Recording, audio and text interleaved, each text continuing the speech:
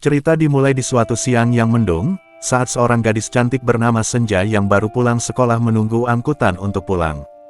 Beberapa angkutan yang melintas, tak dapat menampungnya karena Senja kalah bersaing dengan penumpang lain yang segera memenuhi angkutan tersebut. Di samping itu, Senja pun tak sampai hati dan rela mengalah pada perempuan tua yang juga menunggu angkutan bersamanya. Naiklah Bu, biar saya tunggu oplet yang lain. Terima kasih, Nak.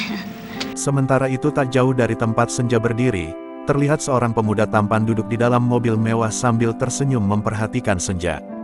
Pemuda itu lalu menghampiri Senja, dan menawarkan untuk mengantarkan Senja pulang.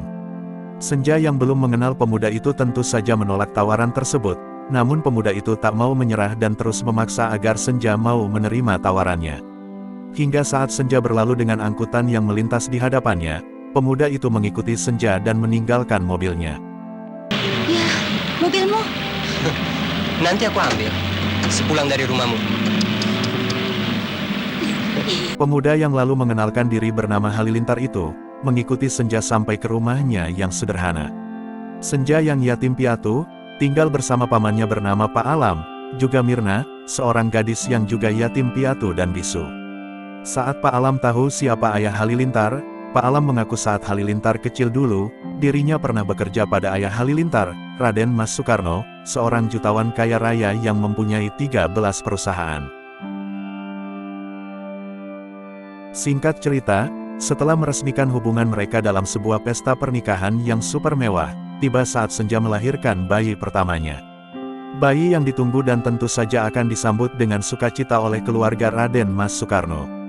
Dengan perasaan cemas, yang bercampur senang, Halilintar ditemani kedua orang tuanya menunggu Senja selesai persalinan di sebuah rumah sakit dengan pelayanan yang serba kelas 1. Namun rasa sukacita mereka seketika berubah, saat perawat datang menghampiri mereka dengan bayi dalam gendongannya.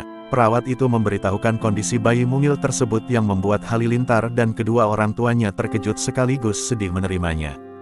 Bayi mungil itu terlahir cacat pada kedua kakinya.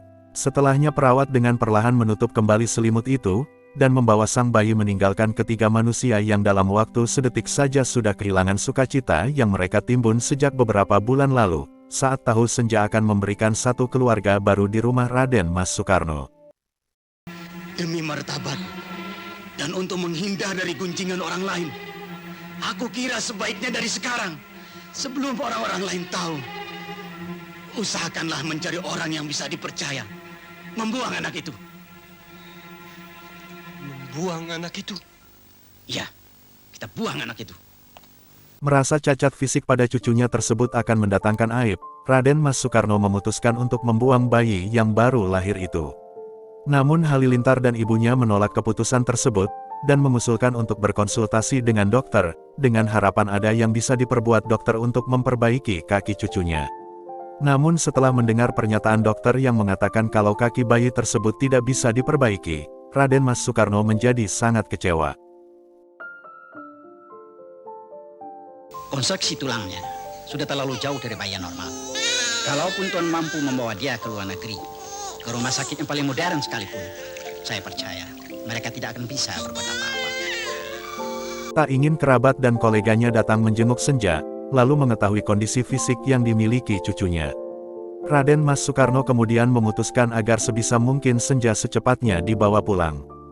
Meski Halilintar menolak, mengingat kondisi Senja yang masih belum pulih, namun keputusan Raden Mas Sukarno tidak bisa dibantah. Halilintar bersama ibunya pun hanya bisa menurut apa kata Raden Mas Sukarno. Saat tiba di rumahnya, Raden Mas Sukarno dengan suara yang dingin, meminta agar Senja dan anaknya tak menampakkan diri saat ada tamu berkunjung ke rumahnya. Dia tak ingin tamu-tamunya nanti mempergunjingkan cucunya yang cacat. Meski merasa pedih dan sakit hati atas perlakuan mertuanya, Senja tak bisa membantah dan mengangguk saja menuruti perintah mertuanya. Demikian juga Halilintar yang duduk di sebelah Senja tak bisa berbuat apa-apa, kecuali diam dan berharap agar Senja bisa sabar, dan berlapang dada menerima perlakuan keji ayahnya. Ingat Senja, tidak seorang pun dari pelayan di rumah yang boleh tahu tentang cacat anakmu. Dan jangan menampakkan diri kalau ada tamuku datang. Aku tidak mau orang tahu bahwa kau sudah melahirkan. Niat Raden Mas Soekarno untuk menyingkirkan cucunya yang kemudian diberi nama Topan semakin besar. Menjelang hari ulang tahunnya, Raden Mas Soekarno tak ingin ada tamu-tamunya yang datang melihat Topan. Karenanya, Raden Mas Soekarno memerintahkan Halilintar untuk menyingkirkan Topan jauh dari rumahnya. Bahkan jika Senja menolak, Raden Mas Soekarno juga menyuruh agar Senja disingkirkan. Topan yang tak sampai hati menyingkirkan darah daging serta istri yang dicintainya, tentu saja menolak perintah gila dari ayahnya. Namun sifat manja, menjadikan Halilintar tak bisa berdiri di atas keputusannya sendiri. Saat ayahnya mengancam akan mengusir juga dirinya jika menolak perintahnya, Halilintar pun menjadi gamang. Aku akan menyuruh suster yang merawatnya untuk memberikan suntikan setiap hari. Supaya Topan akan mati pelan-pelan. Tanpa seorang pun bisa mengetahui. Raden Mas Soekarno kemudian memberi rencana yang lebih kejam. Dia berpendapat kesusahan akan didapatnya di masa datang jika menitipkan Topan pada orang lain. Maka Raden Mas Soekarno berencana akan meminta suster yang merawat Topan memberi suntikan mati pada Topan, agar secara pelan, kematian Topan terlihat wajar. Bahkan Senja pun tak mencurigai kematian anaknya. Mendengarnya, Halilintar tak menyangka ayahnya bisa punya pikiran sekeji itu. Dengan gemetar dan penuh amarah, Halilintar menolak keras rencana ayahnya kemudian meninggalkan ruangan tersebut. Demikian juga dengan ibunya Raden Roro Sumarni yang tidak tahan dengan kediktatoran suaminya itu pun berlalu meninggalkan lelaki tirani tersebut terpekur seorang diri. Sementara di ruangan lain, Senja yang tak sengaja mendengar rencana keji mertuanya pada anaknya, hampir tak bisa menahan emosinya. Senja kemudian berlari ke kamar dan menguncinya dari dalam. Senja lalu mengangkat bayinya dan dipeluknya erat-erat sambil menangis terseduh-seduh. Senja menjadi seorang yang ketakutan, dekapannya terhadap anaknya dia perketat seolah takut kehilangan buah hatinya. Halilintar yang terbiasa hidup nyaman dengan segala fasilitas yang diberikan oleh orang tuanya sejak lahir, seperti tidak sanggup menerima cobaan yang bertubi-tubi datang dalam waktu yang singkat dalam kehidupannya. Halilintar kemudian berusaha membuang rasa frustasinya di sebuah bar, sebuah tempat yang memang disediakan untuk orang-orang yang ingin mengusir polusi dari otak dan hati mereka, juga tempat untuk laki-laki pengecut yang ingin melarikan diri dari masalah rumah tangga, ataupun ingin mencari daging segar lain, dan beda dari yang biasa didapatkan. Sementara itu, Topan yang seolah merasakan kegelisahan ibunya itu pun jatuh sakit. Rencana Raden Mas Soekarno membuat Senja ketakutan dan menaruh curiga pada semua orang. Senja yang merasa semua orang di rumah itu membenci dan tak menginginkan keberadaan Topan lalu mengunci diri di kamar, serta tak memperbolehkan ada yang menyentuh putranya. Termasuk perawat yang hendak mengobati Topan. Dengan suara bergetar menahan amarah, Senja mengatakan kalau tidak sepantasnya Topan mendapat perlakuan tidak menyenangkan dari keluarga yang merupakan darah dagingnya sendiri, karena bukan salahnya dia terlahir cacat. Mendapati Senja yang histeris membuat Raden Mas Soekarno dan Raden Roro Sumarni tertunduk sambil menangis menahan malu, karena telah mempunyai niat yang teramat jahat pada cucu pertama mereka. Bukan salah dia dilahirkan cacat seperti itu, Papa. Kenapa kalian semua memusuhinya?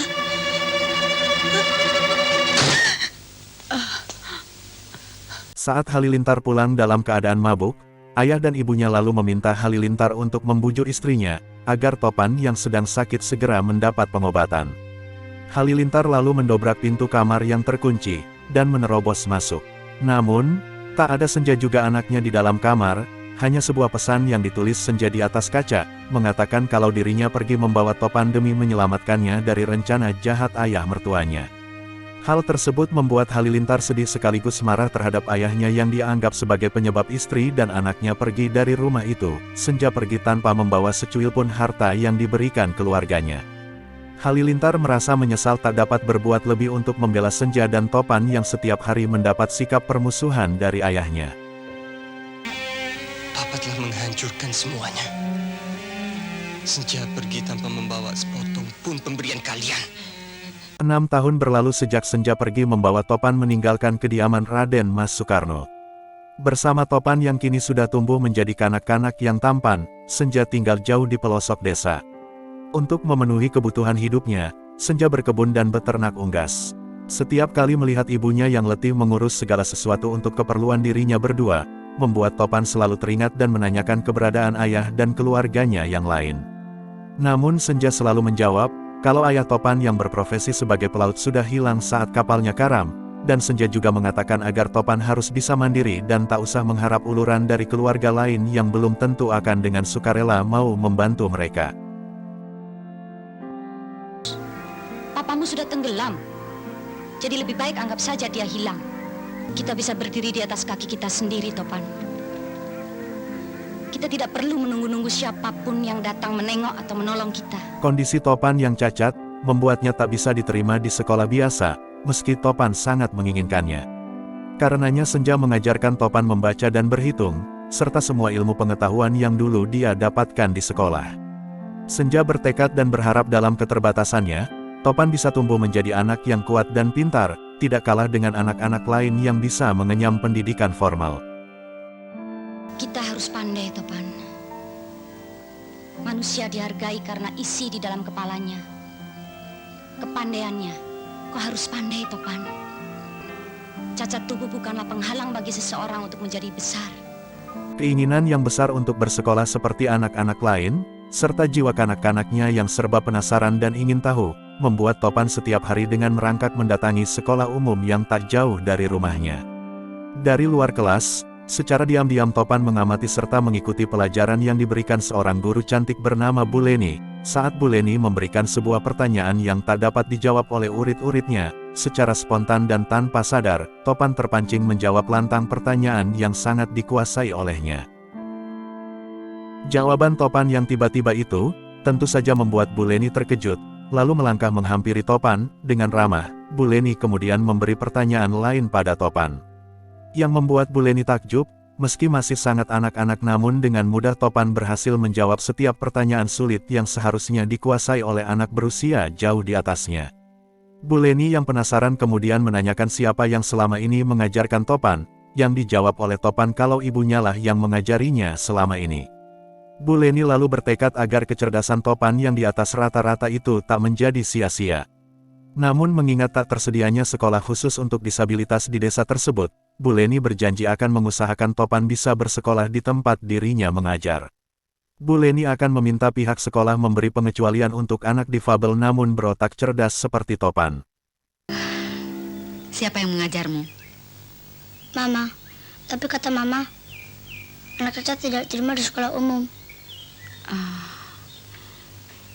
Ibu akan usahakan supaya minggu ini kau bisa mulai sekolah di sini. Tentu saja ada pengecualian untuk anak-anak cacat yang berotak cemerlang. Seperti kau, Topan. Suatu siang, saat Topan menyemir sepatu untuk membantu perekonomian ibunya, Topan mendatangi seorang laki-laki gagah dengan wajah yang berwibawa. Dia menawarkan jasanya untuk menyemir sepatu laki-laki yang bernama Rahmat itu. Rahmat hanya menatap ke arah Topan, sorot matanya memancarkan kebaikan dan persahabatan. Dengan tersenyum, Rahmat menolak tawaran Topan, dan memberikan secara cuma-cuma beberapa lembar uang pada Topan. Namun Topan menolak, dan mengatakan kalau ibunya melarang Topan menerima apapun dari orang lain tanpa bekerja. Mama melarang saya menerima apapun dari orang lain tanpa kerja. Mendengarnya, Rahmat menjadi kagum dan tak menyangka anak sekecil itu sudah memiliki prinsip. Lalu Rahmat meminta Topan menyemir sepatunya tanpa harus ia membukanya. Topan mengangguk, kemudian menggulung celana Rahmat agar tidak kotor terkena semirnya. Topan terkejut mendapati beberapa besi yang terpasang pada kaki Rahmat. Seolah tahu apa yang Topan pikirkan, Rahmat lalu menjelaskan kalau memang kakinya itu adalah kaki palsu, karena dia juga seorang difabel seperti Topan. Menurut Rahmat, Topan malah jauh lebih beruntung darinya, karena meski kecil namun Topan masih mempunyai kaki. Rahmat lalu bercerita tentang kecelakaan yang menimpanya saat remaja dulu, yang menyebabkan kakinya harus diamputasi, kemudian menggunakan kaki palsu seperti yang Topan lihat. Setelah pekerjaan Topan selesai, Rahmat lalu memberikan uang yang hampir ditolak oleh Topan, karena jumlahnya sangat besar dari yang biasa Topan terima. Namun Rahmat memaksa dan meminta agar Topan tak menolak rezeki yang Tuhan berikan untuknya. Apalagi Topan mendapatkannya tidak dengan cuma-cuma. Setelahnya Rahmat berlalu meninggalkan Topan yang masih terpukau dengan kaki palsu yang menjadikan Rahmat bisa berjalan seperti manusia normal. Beberapa tahun kemudian, seorang wartawan dari majalah terkemuka datang untuk mewawancarai Topan sehubungan dengan prestasinya meraih predikat bintang pelajar, lantaran angka yang diterima pada ijazah Topan adalah angka terbaik. Bukan saja satu sekolah, tapi juga satu provinsi. Karenanya cerita Topan menarik minat pemimpin redaksi majalah itu untuk mengangkat cerita Topan menjadi artikel pada majalahnya. Bukan hanya prestasinya meraih predikat bintang pelajar, juga bagaimana seorang difabel seperti Topan yang harus merangkak masuk sekolah dengan jarak puluhan kilometer selama 12 tahun itu bisa berhasil dan punya otak cemerlang. Menurutnya prestasi Topan memang patut dicatat dalam sejarah pendidikan di negeri ini, di saat jarang manusia punya gairah hidup dan semangat untuk maju seperti yang dimiliki Topan. Wartawan itu lalu menanyakan rencana selanjutnya setelah Topan lulus dari SMA, yang membuat Topan menunduk sedih. Senja dan Bu Leni yang menemani Topan menjawab, kalau Topan sangat ingin melanjutkan sekolahnya ke jurusan sastra. Namun beberapa universitas yang didatangi Topan tidak menerima seorang difabel kuliah di sana bersama mahasiswa normal lainnya. Senja dan Ibu Leni kemudian berandai-andai kalau Topan bisa mendapatkan kaki palsu, seperti yang Topan lihat dipakai Pak Rahmat beberapa tahun lalu, mungkin Topan dapat melanjutkan impian dan cita-citanya melanjutkan sekolah. Sementara harga dari kaki palsu tersebut yang sangat mahal untuk ukuran ekonomi Topan dan ibunya, membuat mereka tak mampu untuk membelinya. Kalau saja ada malaikat datang dari langit dan membawakan sepasang kaki buatan bagi anakku, maka soal masuk perguruan tinggi tidaklah menjadi persoalan rasanya. Universitas keberatan menerima seorang cacat yang berjalan melata seperti Topan untuk ikut kuliah bersama anak-anak normal lainnya.